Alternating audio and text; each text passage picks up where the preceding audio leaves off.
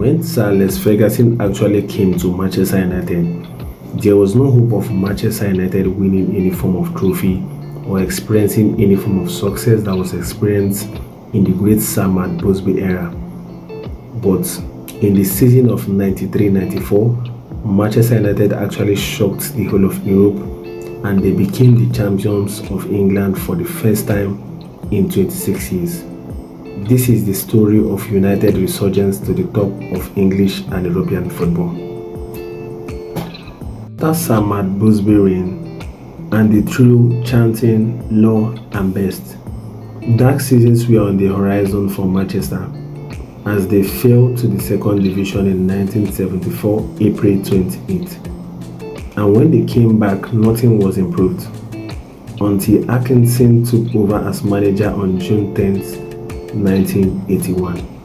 The ex-Albion manager's time with United was fairly successful as he won 2 FA Cups in the 93 and 95 season and never finished a season below the top 4 in the league. But management, which was led by the United chairman Martin Edwards, saw that Atkinson failed to break Liverpool's dominance in the league. So when he started his 6 seasons badly as United manager, pressure was pulling up and action out of the League's Cup in November. The English manager was sacked as he left United in the 19th position in the league. Just only 2 days has passed until Sir Alex Ferguson was appointed as the new United manager, as the Scottish manager was linked with several English clubs. After his success with the Scottish club Aberdeen, who managed to break records of Celtics and Rangers, Ferguson led the club to win so many titles in his 8 seasons at the club. He also tasted European success after beating Real Madrid in the European Cup Winners' Cup finals and won the title in 1983. So in came a man who was used to winning and a club that was hungry for success. When Sir Alex Ferguson signed with United, the club had not won the title since 1967, since winning the European Cup, which is known as the Champions League currently, in 1968. They only won 3 titles in 18 years, all FA Cup titles in that period. Ferguson knew that Manchester United mindset has shifted from what it used to be in the 50s and the 60s, as the fans are focusing on FA Cups and accepting average positions in the league, and that mindset had to change. But as soon as the Scottish arrived, it was evident that there were big problems at the club. One of them was the drinking culture between the players. The second was the poor fitness and physical conditioning. 2 days after taking over, Ferguson was handed his first defeat at the club, a loss against Watford by 2-0 in November 1986. The Scottish manager managed to guide United to an 11th position, results given the circumstances. At the beginning of the season, a lot of improvement was made in the second season, after Ferguson brought in a few players to strengthen the team, with the likes of Brian McClair and Steve Bruce also made his debut in December 1987. United ended the season as runners-up to Liverpool. As the champions, Liverpool were not trending throughout the season, but were good signs for the future ahead. Alex Ferguson wanted to strengthen the squad after a second place finish. He bought ex-United star Mark Hughes as he had an unsuccessful spell at Barcelona and returned for a record fee. Ferguson's goal was to improve the youth systems and scouting efforts. He bought a 17-year-old named Lee Sharp, and it didn't take long until he was handed his professional debut. But there was an internal battle between Ferguson and the stars of the team because of numerous unprofessional acts.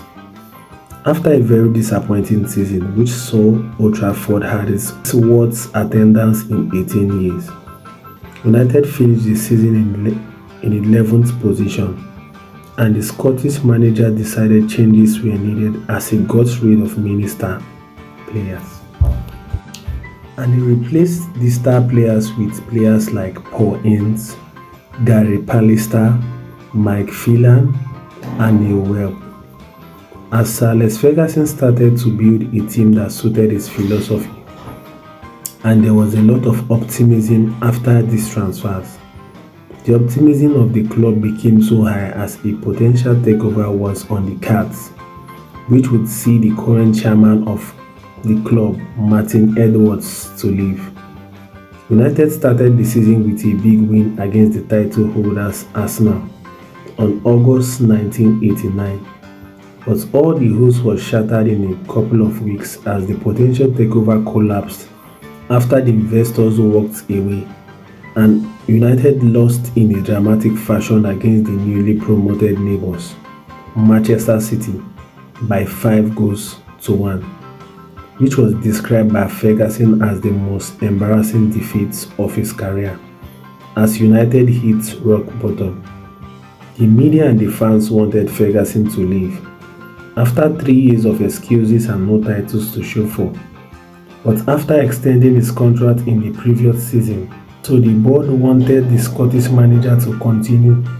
So after several games without a win, the media predicted that it was only a matter of time before Ferguson was sacked, as the media chose the match against Nottingham Forest as a tie that would determine his fate. But in that match, United star Mark Hughes created a chance for Mark Robinson as he scored the goal that kept Ferguson's job. United went all the way to the finals. Despite average performances in the league, Sir Alex Ferguson managed to win the FA Cup, to bring a sigh of relief to the fans. Finally, Ferguson won his first title with the Red Devils. He also helped United qualify for the UEFA Cup Winners' Cup for the next season. United would return to an European tournament after the decision to ban all English clubs in 1985. But after adding Dennis Irwin in the transfer market, United focused on European competition as they went all the way to the finals to face Barcelona, a team led by the manager and the legendary Johan Cruyff.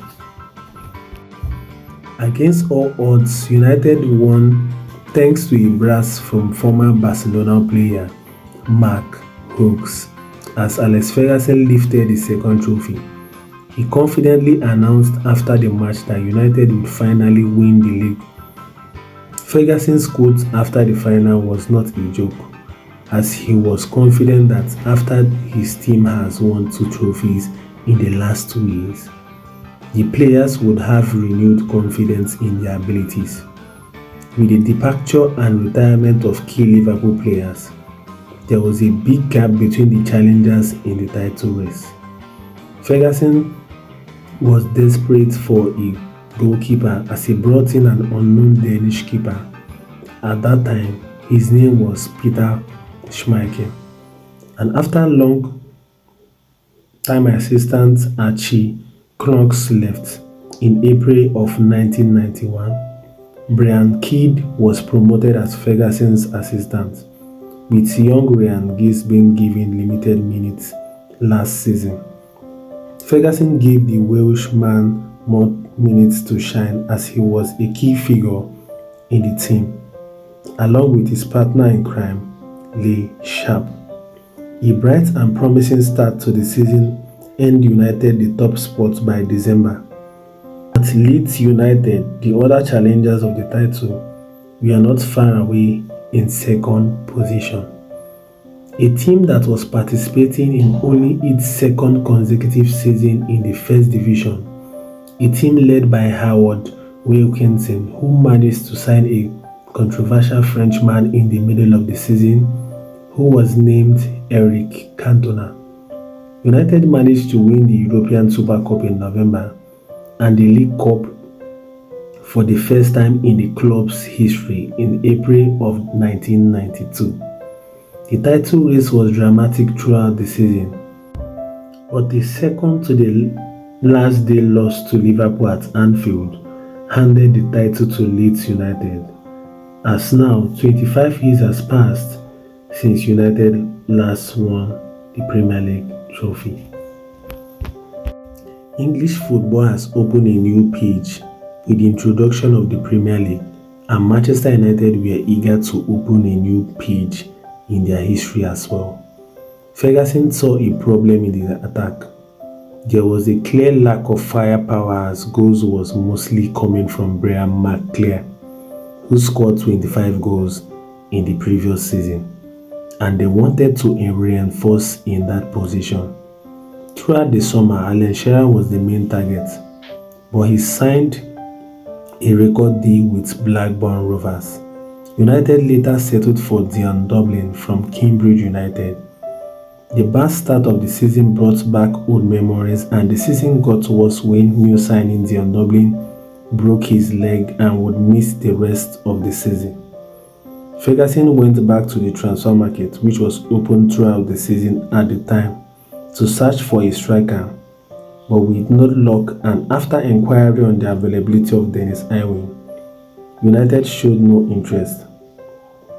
Ferguson suddenly spoke to General Manager Martin Edwards, who was on call to ask about the availability of Eric Cantona from Leeds United. The GM of Leeds was hesitant but open to re-evaluate the offer. Ferguson went to ask Gerard Houllier about Cantona as he was the assistant coach of the French national team.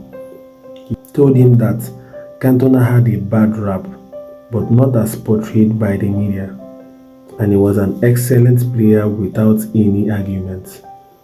United eventually signed Cantona for £1 million, which was a risk at the time, as a new and exciting age just started for United at the time. Cantona brought back hope and excitement to the fans, and because he was training for extra training sections, it inspired other team members to train hard.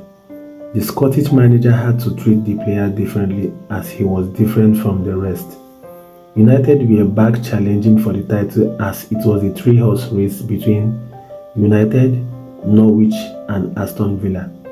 But a big win against challengers Norwich and Liverpool in March and April respectively pushed United to the top. And a great comeback against Sheffield Wednesday, where Steve Bruce scored 2 goals at the dying minutes of the game, clinched the title for United for the first time in 26 years. So this is basically the story of how Sir Alex Ferguson led Manchester United from bottom team challengers to probably challengers of the title in the 93-94 season of the Premier League.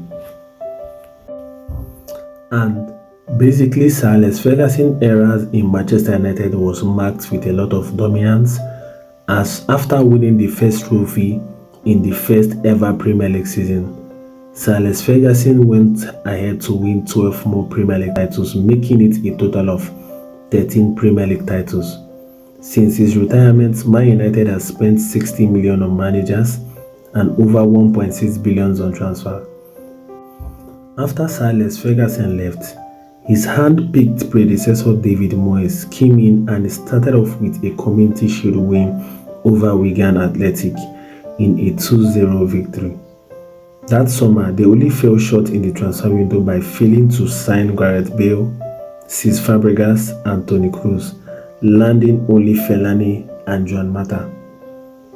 Probably 6 months later, David Moyes was sacked, and Louis van Gaal was brought in as the new coach of Manchester United. When he wants to summarize the era of Louis van Gaal, players actually questioned his tactics and authoritative style. Fans also echoed the failure big money signing like Angel Di Maria. He finished 4th and 5th respectively in his 2 seasons while winning the FA Cup against Crystal Palace for Manchester United. But despite his efforts to keep Manchester United afloat, after the FA Cup finals, Louis van Gaal was sacked as Manchester United manager, and Jose Mourinho was appointed the manager of Manchester United on May 27, 2016. Jose Mourinho also went forward to buy a lot of players, notably Paul Pogba, Zlatan Ibrahimovic, Romelu Lukaku, Alexis Sanchez, and lots more. He won 2 trophies right away, the FA Cup against Southampton and the Community Shield as well. He also won the Europa League against Ajax in May 27th of 2017. And he also further went forward to lose the FA Cup finals against Chelsea in 2018. He finished second in the league, our best finish in the league since Sir Alex Ferguson left. And he also labeled that season as probably his best season in his managerial career. His pragmatic and defensive approach stood against the existing history of free-flowing football in Manchester United history. And so, in no less time, Jose Mourinho was sacked as Manchester United manager, and Ole Gunnar Solskjaer was brought in as a caretaker. And after so many good performances, Ole Gunnar Solskjaer was made the permanent manager of Manchester United. And he also made some notable and wonderful signings like Harry Maguire, Bruno Fernandes, Cristiano Ronaldo, Edson Cavani, Jadon Sancho, and Rafael Varane, and lots more. He brought the identity of Manchester United by playing fluid, free-flowing football once again, but failed to deliver silverware. His best performance was second in the 2020-21 season. He lost to Villarreal in the Europa League finals in also the 2021 season. And so after lots of bad performances and years without silverware in Manchester United, Ole Gunnar Solskjaer was sacked as Manchester United manager, and both Michael Carrick and Ralf Rangnick was brought in as caretaker managers of Manchester United. And so later, the Dutch manager Eric Ten Hag was appointed as Manchester United manager. Eric Ten Hag won 2 trophies in his first 2 seasons at Manchester United, while finishing 3rd in his first season. He abandoned his pattern for a counter-attacking style that was based on pace, but it was short-lived. And he bought notable players like Andre Onana, Rasmus Højlund, Anthony, Casemiro, Martinez, Euro, De Ligt, and lots more. And so after lots of bad performances in his second season where he came 8th position, giving Manchester United their lowest league tally in Premier League history, and then probably staying in the 13th position before he was sacked by Manchester United. Eric Ten Hag was sacked as Manchester United manager, and Manchester United appointed Ruud van Nistelrooy, the Manchester United striker and legend, to be the caretaker manager. And so after steadying the ship, Ruben Amorim was brought in as the new Manchester United manager. And so this is the story of Manchester United. And if you find this video very interesting, I would like you guys to like, to share, to subscribe, and give me your thoughts on the comment section. And I want you guys to also give me your thoughts about the next manager you feel is going to be the one to bring the Premier League back to Manchester United.